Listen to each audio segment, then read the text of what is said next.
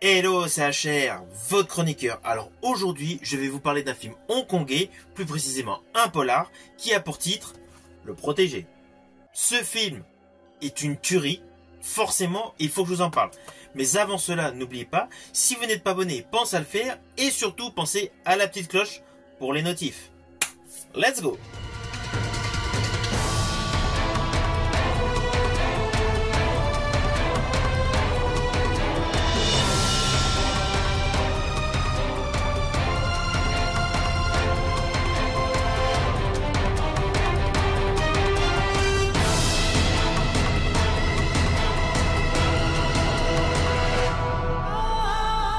Alors depuis l'ouverture de ma chaîne, en septembre 2023, vous avez l'habitude, chaque week-end, je vous présente un film from Asia.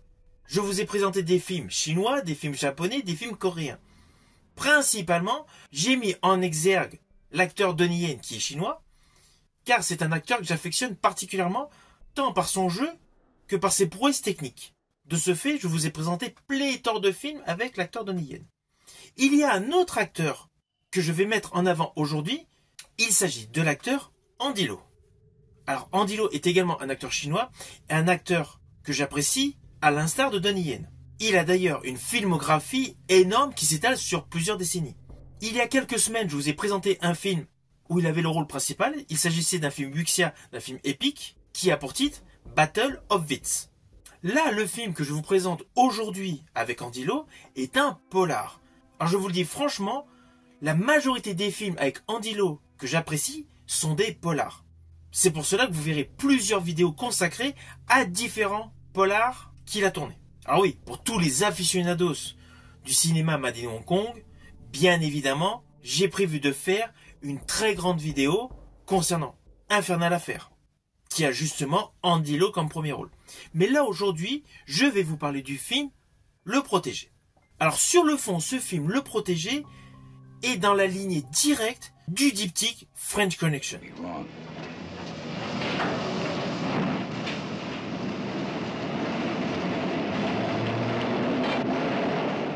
Alors là, ce film Le Protégé n'est pas un polar d'action, c'est un polar à histoire avec énormément de sentiments. Il fait d'ailleurs partie de mes polars préférés avec Andy Lau. Mais d'ailleurs, la grosse surprise de ce film, c'est que dans ce film, le personnage d'Andy Lau n'est pas un gentil. Dans ce film, il joue le rôle d'un parrain de la mafia. Vous vous doutez, avec forcément un côté policier derrière, qui enquête sur lui. Mais même si ce thème a été largement usité au cinéma, l'histoire est innovante, elle est assez étonnante. D'ailleurs, le pitch de ce film est le suivant. Alors l'histoire suit un agent spécial, se nommant Leak, qui est en fait infiltré au sein du grand banditisme hongkongais. On le voit vivre de manière modeste dans un petit appartement qui juxtapose justement l'appartement d'une femme s'adonnant fréquemment à l'injection de produits stupéfiants. Ce personnage Leak en fait se lie d'amitié avec le personnage interprété par Andy Lau, un parrain de la mafia. De ce fait, le mafieux le considère comme son futur successeur et le considère implicitement comme son protégé, d'où le titre de ce film. Alors en dehors de ce postulat de base, vous vous doutez, je vous ai dit qu'il y a une femme qui prend des produits stupéfiants qui est sa voisine, forcément il va se lier d'amitié avec elle, car celle-ci a une petite fille, en plus elle a un ex-compagnon qui la bat, qui justement la force à se droguer, donc là il y a un côté sociétal qui va se dégager, et il y a le côté donc ambigu du flic qui est infiltré depuis près de 7 ans, au sein du grand banditisme à Hong Kong, pour justement se mettre en valeur par rapport au parrain de la mafia interprété par Andy Lau.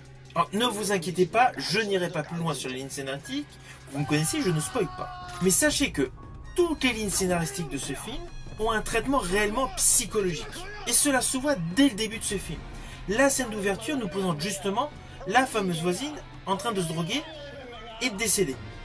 Et nous découvrons donc le personnage du policier en uniforme qui va s'asseoir donc sur un sofa en se posant la question pourquoi les gens se droguent. Et puis là, claquement de doigts, on retourne en arrière. Cela se voit par rapport à l'accélération des nuages. Et justement, nous redécouvrons donc ce personnage infiltré vivant de manière marginale. On ressent le côté psychologique qui peut être lourd pour les agents infiltrés. Surtout qu'au final, le personnage interprété par Andy Lau, Lin Kuei, est extrêmement gentil.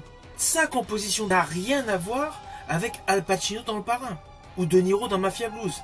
Là, la composition de Parrain de la Mafia par Andy Lau s'en retrouve affaiblie. Pourquoi? Parce qu'il a eu une maladie.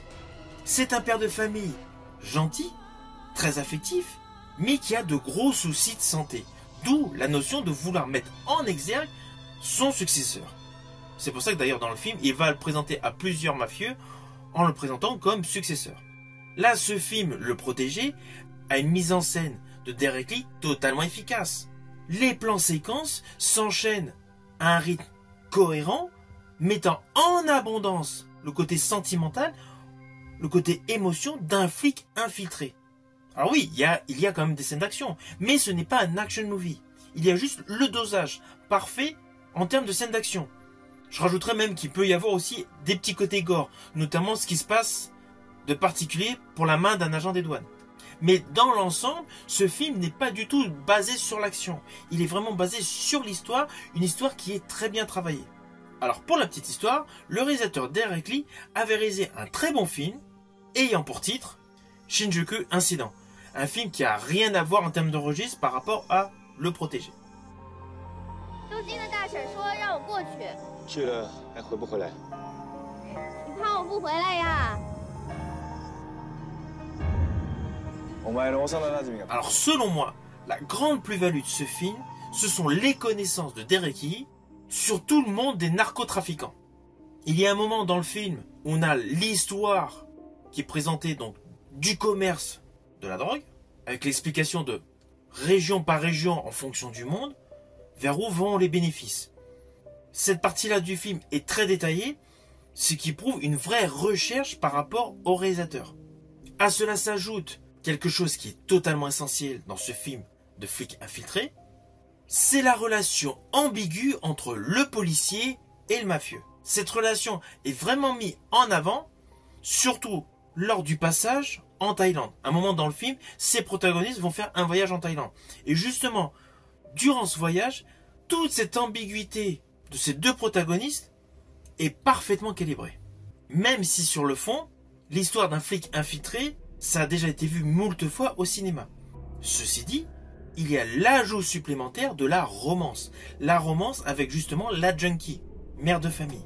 Car outre le fait de toute l'action judiciaire, de toute l'enquête policière, il y a un drame sociétal. Un drame sociétal qui abonde du début jusqu'à la fin, principalement avec en figure de proue la jeune toxico mère de famille. Et justement, ce détail présenté dans le film est extrêmement réaliste. Toute l'histoire de ce film est extrêmement réaliste. Au jour d'aujourd'hui, dans le cinéma hollywoodien, ce côté réaliste n'est pas mis en avant. Car dans ce film, beaucoup d'arcs narratifs traitent de la prostitution, de la dépendance à la drogue, de la maltraitance. Voilà, tous ces thèmes, tels des satellites autour de l'histoire principale du flic infiltré, sont extrêmement réalistes. Et actuellement, on découvre cela uniquement, principalement on va dire, dans les films Made in Hong Kong.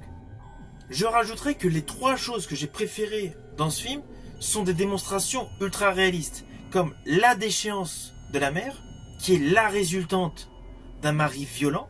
Cette partie-là est parfaitement montrée et malheureusement est loin d'être isolée de par le monde. La seconde chose est le fait que le policier en fait est totalement perdu. Comme il a fait 7 ans d'infiltration au sein du grand banditisme, il y a beaucoup de codes qu'il a complètement oubliés.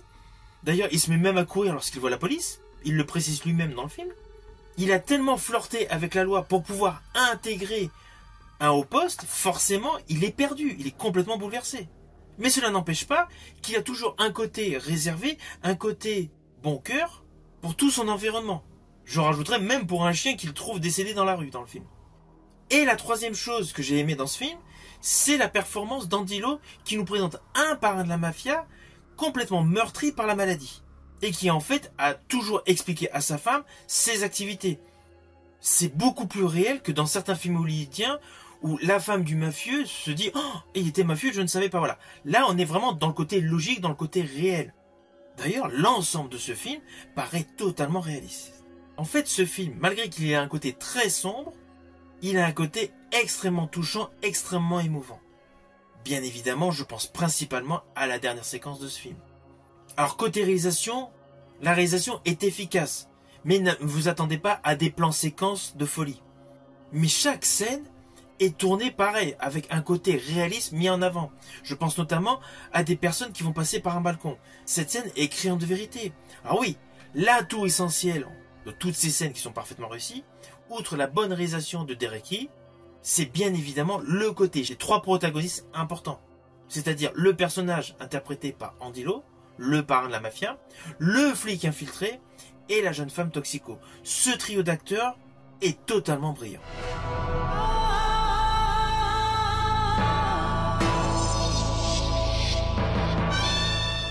Alors au final, bien évidemment, c'est un film que je vous invite à découvrir. C'est une très belle production HK que vous pouvez trouver sur pléthore de plateformes de streaming ou en support physique via DVD ou Blu-ray. C'est un film qui est vraiment dans la lignée des grands films et séries de flics infiltrés au cœur de la mafia.